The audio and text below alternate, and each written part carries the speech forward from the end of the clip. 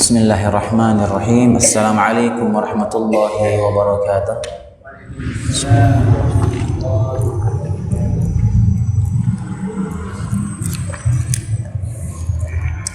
Innal hamdalillah nahmaduhu wa nasta'inuhu wa nastaghfiruh wa na'udzu billahi min shururi anfusina wa sayyiati a'malina.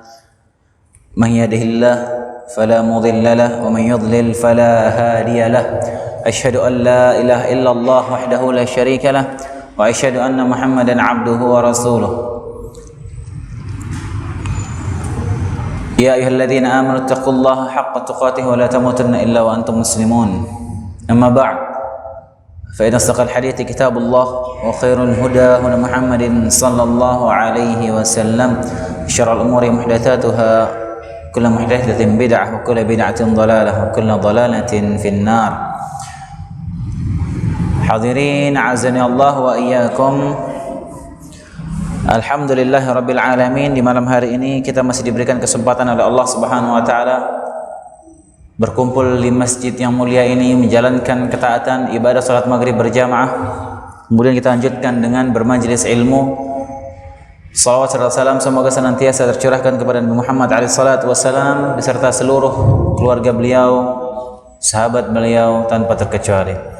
Kita lanjutkan materi kita dari al-iman bil malaikah, iman kepada malaikat, dan pada pertemuan yang lalu kita sampai ke pembahasan tentang sifat-sifat malaikat. Kita sudah menyebutkan dua sifat malaikat pada pertemuan yang lalu. Pertama, bahwasanya malaikat itu diciptakan dari cahaya. Kemudian yang kedua, bahwasanya malaikat itu adalah ruhani, ruh-ruh, bukan seperti manusia yang jasadnya ada dagingnya, ada darahnya. Adapun malaikat tidak demikian. Kemudian yang ketiga juga kita sebutkan bahwasanya malaikat itu memiliki sayap. Malaikat mempunyai sayap sebagaimana yang Allah sebutkan dalam surat Fatir ayat pertama. Kita sudah sebutkan dalilnya pertemuan yang sebelumnya. Kemudian juga hadis tentang bagaimana banyaknya besarnya sayapnya malaikat Jibril alaihissalam. Kemudian juga hadis Rasulullah SAW menyebutkan bahwasanya malaikat itu dia menurunkan sayapnya di atas majelis ilmu karena mereka ridha kepada para penuntut ilmu. Kemudian di antara sifat malaikat yang berikutnya, hadirin azanillah wa iyyakum, yaitu malaikat memiliki tangan. Para malaikat memiliki tangan. Sebagaimana yang Allah firmankan dalam surat Al-An'am ayat 93, Allah berfirman, wal malaikatu basitu aydihim akhriju anfusakum. Malaikat memukulkan tangannya kepada orang yang hendak meninggal dunia sambil berkata, akhriju anfusakum, keluarkanlah nyawamu. Kemudian juga Allah berfirman, bi aidi safarah, di tangan para penulis, yaitu para malaikat. Jadi sifat yang datang dalam dalil ayat Quran bahwasanya malaikat itu memiliki tangan. Kemudian juga hadirin disebutkan bahwasanya malaikat itu punya jantung. Ada jantungnya. Allah sebutkan dalam surat Saba ayat 23, wala tanfa'u syafa'atu 'indahu illa man adzina lahu. Tidak ada syafaat bermanfaat di sisinya atau hanya berguna syafaat itu bagi orang yang Allah izinkan memberikan syafaat atau memperoleh syafaat. Kemudian Allah menyebutkan hatta idza fuzzi'a an qulubihim qalu madza qala rabbukum qalu al-haqq wa huwa al-'aliyyul kabir. Apabila telah dihilangkan ketakutan dari jantung-jantung mereka, ketika malaikat ketakut sama Allah Subhanahu wa taala, kemudian Allah angkat rasa takut itu dari jantung-jantung mereka, kata Allah Subhanahu wa taala. Bagaimana jantungnya? Wallahu a'lam. Kita mau menghayalkan juga nggak bakal mampu. Intinya Allah menyebutkan mereka punya jantung, imani. Bagaimana bentuknya? Ya kita nggak tahu. Karena terkadang ya hal-hal yang Allah sampaikan, apalagi mengenai perkara gaib, perkara akhirat, perkara surga, itu terkadang kalau kita mau pikirkan nggak bisa nyampe ke sana akal kita. Itulah fungsinya keimanan kita. Kita diperintahkan untuk mengimani, bukan untuk memaksakan akal kita sampai ke sana. Dalam hadis Nabi SAW menyebutkan contoh sederhana. Dalam hadis disebutkan bahwasanya bidadari surga itu saking putihnya bidadari surga itu sampai dia punya jantungnya seperti cermin. Bisa kita bayangkan kayak gimana bentuknya? Nggak bisa kita. Disebutkan juga saking putihnya bidadari surga itu sampai sumsum tulangnya kelihatan. Coba manusia sekarang sumsumnya kelihatan, ngeri kita ngelihatnya. Tapi kata Nabi SAW, minal husni, saking indahnya. Kita mau bayangkan sampai sana nggak bisa. Kemudian diantara sifat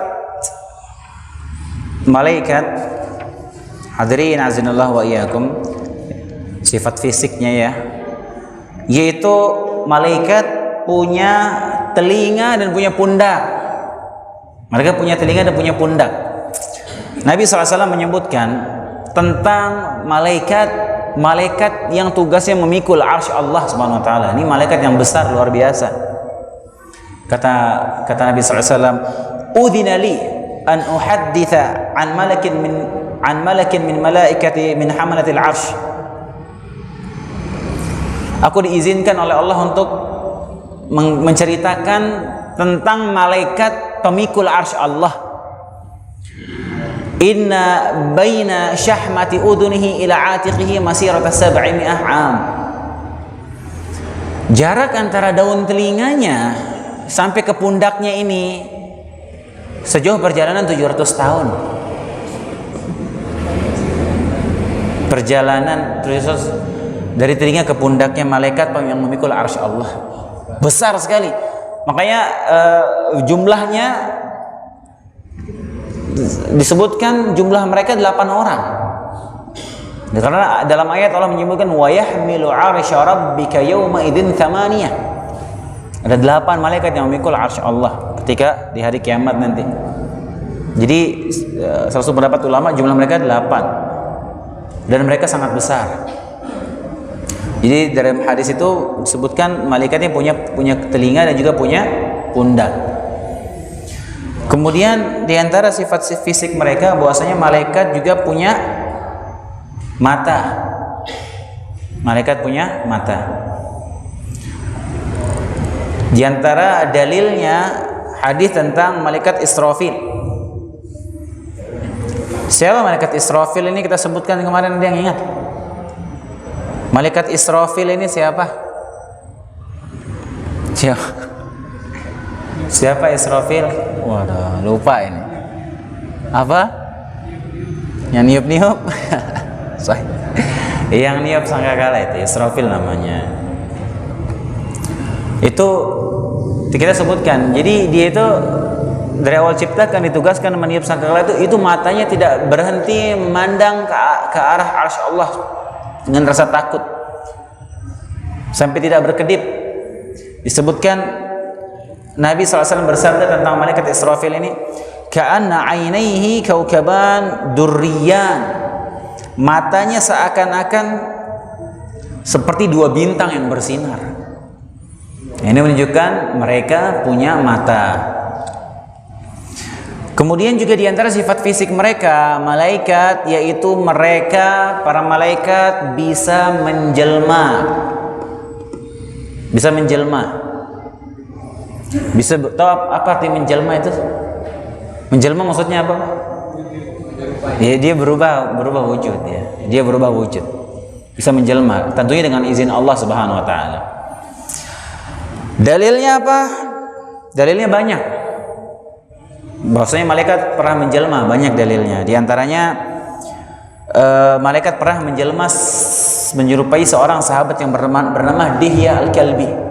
Beberapa kali dia menjelma menyerupai sahabat yang mulia Dihya Al-Kalbi.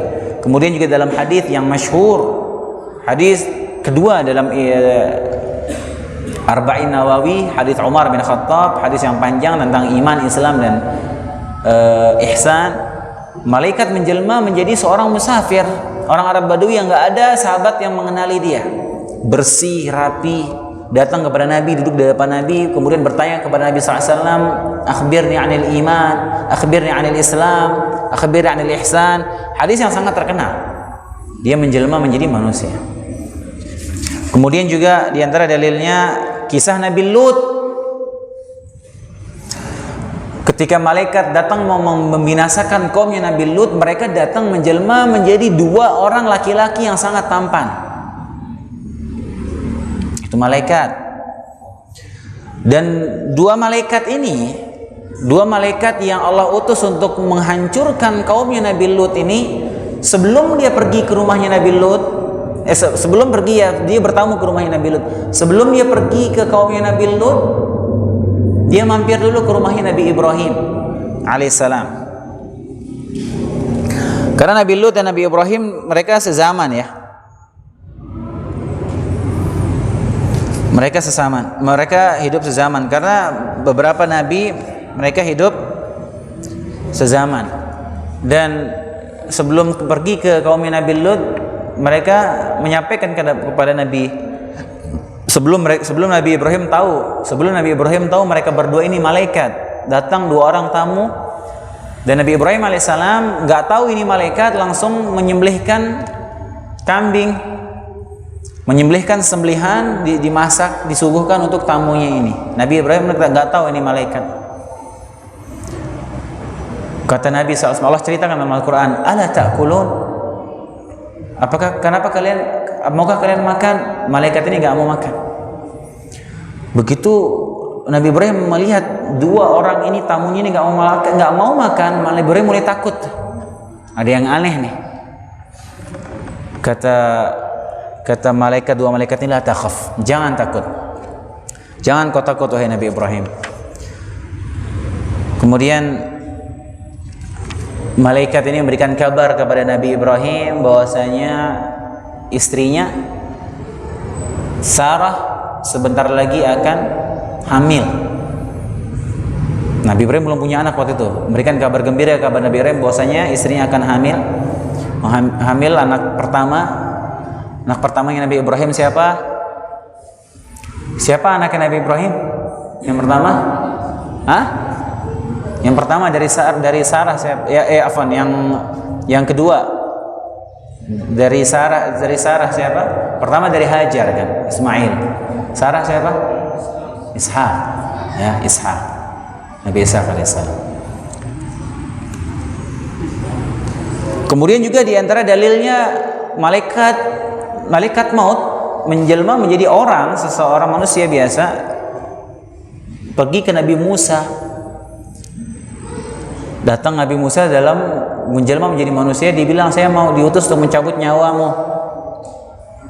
Tiba-tiba ngomong begitu di depan Nabi Musa, dipukul malaikat ini sampai matanya luka, sampai matanya ada disebutkan matanya keluar malaikat. Karena Nabi Musa orang kuat, dipukul malaikat. Dan ini riwayatnya sahih. Dan banyak dalil yang lainnya yang menyebutkan bahwasanya malaikat itu bisa menjelma. Dan kalau malaikat itu menjelma, biasanya dia menjelma menjadi sosok yang sangat sempurna, ganteng, bersih, rapi, nggak asal-asalan menjelmanya.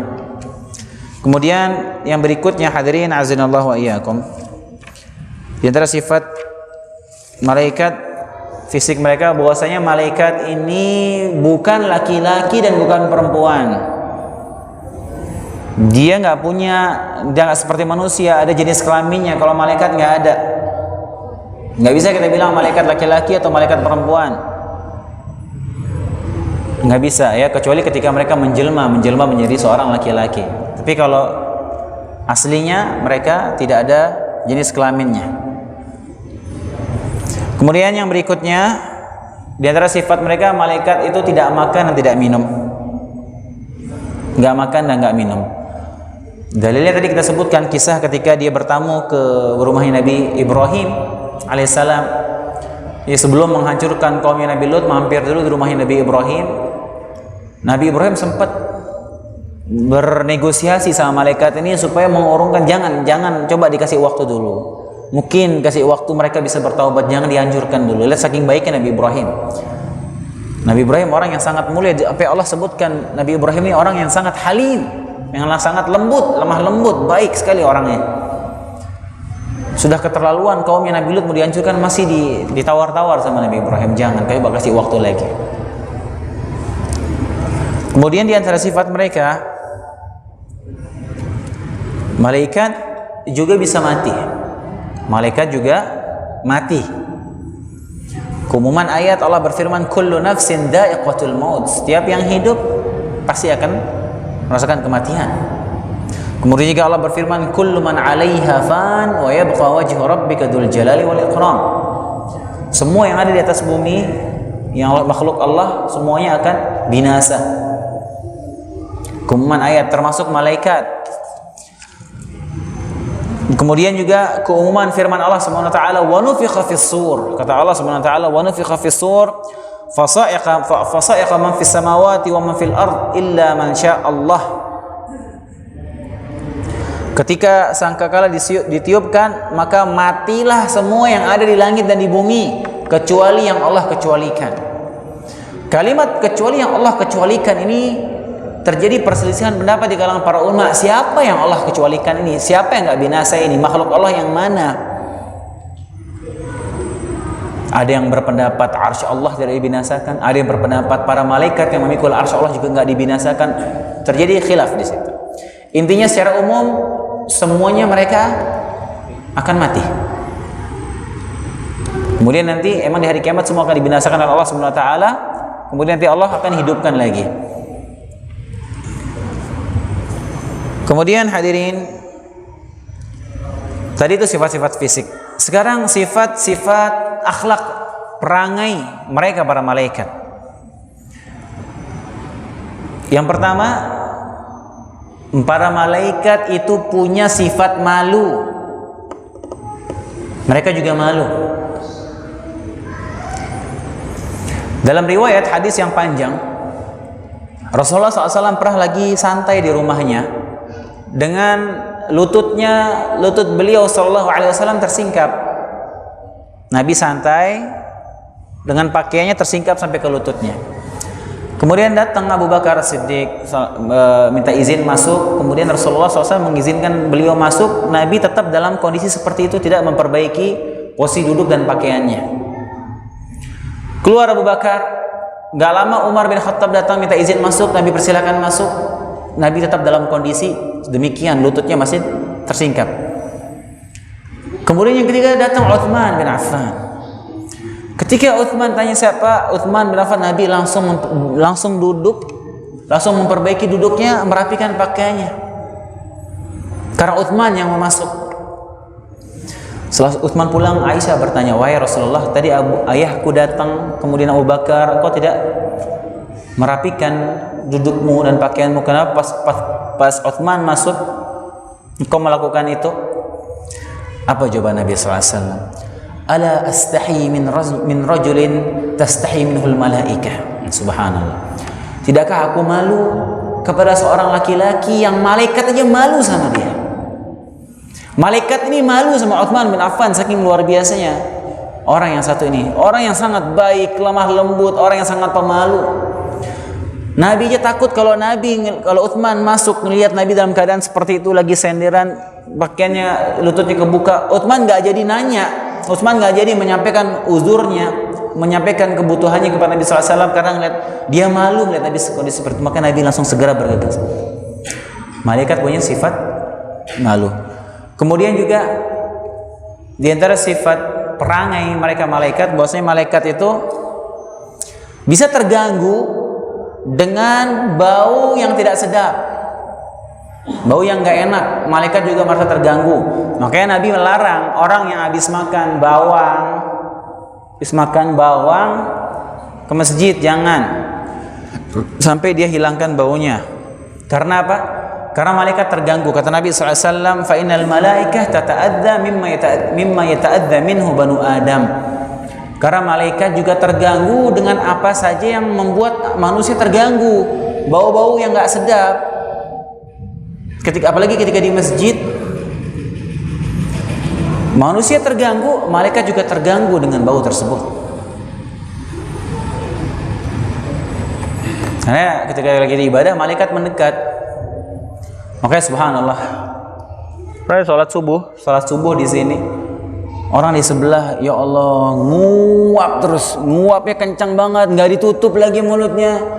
La haula wala quwata illa billah. Benar-benar sangat terganggu kita dengan suara nguapnya, dengan baunya. Ini malaikat terganggu dengan hal seperti itu. Kemudian juga yang berikutnya hadirin, malaikat tidak mau masuk ke rumah yang ada anjingnya atau ada gambar makhluk bernyawa atau patung. Malaikat nggak mau masuk. Kata Nabi SAW, la tadkhulul malaikah baitan fihi kalbun wala surah. Malaikat gak akan masuk ke rumah yang di dalamnya ada anjing dan juga ada gambar makhluk bernyawa. Kemudian juga yang berikutnya, malaikat itu berbicara. Malaikat bisa berbicara. Ini juga dalilnya banyak dalam Al-Quran. Seperti dalam surat Al-Baqarah, idh qala rabbuka lil malaikati inni ja'ilun fil ardi khalifah. Allah berkata, aku akan menciptakan khalifah di muka bumi. Mereka berkata, qalu, malaikat berkata, ataj'alu fiha man yufsidu fiha wa yasfiku dima wa nahnu nusabbihu bihamdika wa nuqaddisu lak, dan seterusnya. Terjadi dialog, mereka berbicara. Kemudian juga dalam hadis yang masyhur, kata Allah SWT, Nabi SAW bersabda, idza ahabballahu 'abdan nada Jibril, inna Allah yuhibbu fulanan fa'hibbuh, fayuhibbuhu Jibril, fayunadi Jibril fi ahli sama. Ketika Allah mencintai seorang, Allah kalau cinta sama salah satu hambanya, Allah akan panggil Jibril. Kemudian Allah menyampaikan, wahai Jibril, aku cinta sama si fulan, maka cintailah dia. Kemudian Jibril mencintainya. Kemudian Jibril memanggil semua malaikat penghuni langit, innallaha yuhibbu fulanan fa'hibbuh. Wahai penghuni langit, sungguhnya Allah mencintai fulan, maka cintailah dia. Maka semua penghuni langit mencintai dia. Fawadha' lahu al-qabul fil ard, maka Allah jadikan orang ini diterima di bumi. Ada perbincangan di situ. Jadi mereka bisa berbicara. Kemudian juga dalam banyak riwayat, malaikat berdialog, berbincang dengan para nabi. Ini sudah banyak dalilnya. Mereka berbincang, ngobrol dengan para nabi. Terkadang malaikat berbicara bukan hanya kepada para nabi, tapi juga berbicara kepada orang soleh. Contohnya apa? Malaikat berbicara sama manusia bukan nabi, orang soleh biasa, bukan nabi. Siapa yang pernah diajak ngobrol sama malaikat? Maryam alaihissalam. Maryam berbicara dengan Jibril. Kata Allah ceritakan dalam surat Maryam, fa arsalna ilaiha ruhana, kita kirimkan kepada dia malaikat Jibril, fatamatsala laha basharan sawiyya, kemudian dia menjelma menjadi seorang yang baik rupa. Kemudian Maryam melihat manusia di sini ada laki-laki, dia berkata, qalat inni a'udzu birrahmani minka in kunta taqiyya, aku berlindung kepada Allah darimu jika kamu bertakwa. Kemudian malaikat Jibril menjawab dia, qala innama ana rasulu rabbik li ahaba laki ghulaman zakiyya, sungguhnya aku malaikat utusan Rabbmu, akan menyampaikan anugerah kepadamu, engkau akan punya anak laki-laki, yaitu Nabi Isa alaihissalam. Ngobrol. Dan banyak dalil yang lainnya ya. Ya, bagaimana dialog antara penghuni malaikat dengan penghuni surga, ya banyak ayat yang menyebutkan itu. Kemudian dialog dengan penghuni neraka, disebutkan dalilnya, wa nadau ya malik liyaqdi alaina rabbuk, wahai malik penjaga neraka, tolong sampaikan ke Rabbmu, bunuh saja kita, matiin kita, nggak kuat sama adab. Qala innakum makithun, kata Malik, kamu kalian tetap di sini. Dan berbagai dalil yang lainnya ya. Kemudian yang berikutnya, di antara sifat perangai mereka bahwasanya malaikat itu mendoakan kebaikan kepada orang-orang yang saleh dan juga mendoakan keburukan kepada orang-orang yang buruk. Seringkali Nabi SAW berdalil dengan doa malaikat. Sering dalam beberapa hadis Nabi menyebutkan, barang siapa yang melakukan ini maka akan didoakan malaikat begini. Barang siapa yang melakukan ini akan didoakan malaikat seperti ini. Lakukan keburukan akan didoakan malaikat keburukan. Ini banyak Nabi menyampaikan demikian. Contohnya seperti yang kita sebutkan pada pertemuan-pertemuan yang lalu, jika seorang wanita diajak oleh suaminya, dia nolak, dia dilaknat oleh malaikat sampai pagi jika dia menolak tanpa udzur. Ini salah satu dalil bahwasanya malaikat mendoakan keburukan pada orang yang melakukan keburukan. Tidaklah Nabi SAW menyampaikan hal demikian, memberikan kabar gembira malaikat akan mendoakan kebaikan, atau mengancam malaikat akan mendoakan keburukan, kecuali karena malaikat itu memang diijabah doanya. Malaikat kalau berdoa diijabah oleh Allah SWT, karena mereka makhluk yang tidak pernah bermaksiat kepada Allah sama sekali. Maka ketika malaikat mendoakan pasti dikabulkan oleh Allah Subhanahu wa taala. Di antara dalilnya juga pada malam Lailatul Qadar. Malam Lailatul Qadar Allah sebutkan tanazzalul malaika warruhu fiha biidzni rabbihim min kulli amr. Para malaikat turun ke bumi dan malaikat Jibril juga turun. Sepanjang malam itu malaikat berkeliling mencari orang-orang yang beribadah di malam Lailatul Qadar, yang bertilawah Al-Qur'an, yang salat malam, yang qiyamul lail. Mereka keliling mencari orang-orang beribadah malam Lailatul Qadar, mereka mengucapkan salam. Salamun hiya hatta matla'il fajar. Didoakan kebaikan sama malaikat. Keselamatan bagi kalian sampai terbit matahari.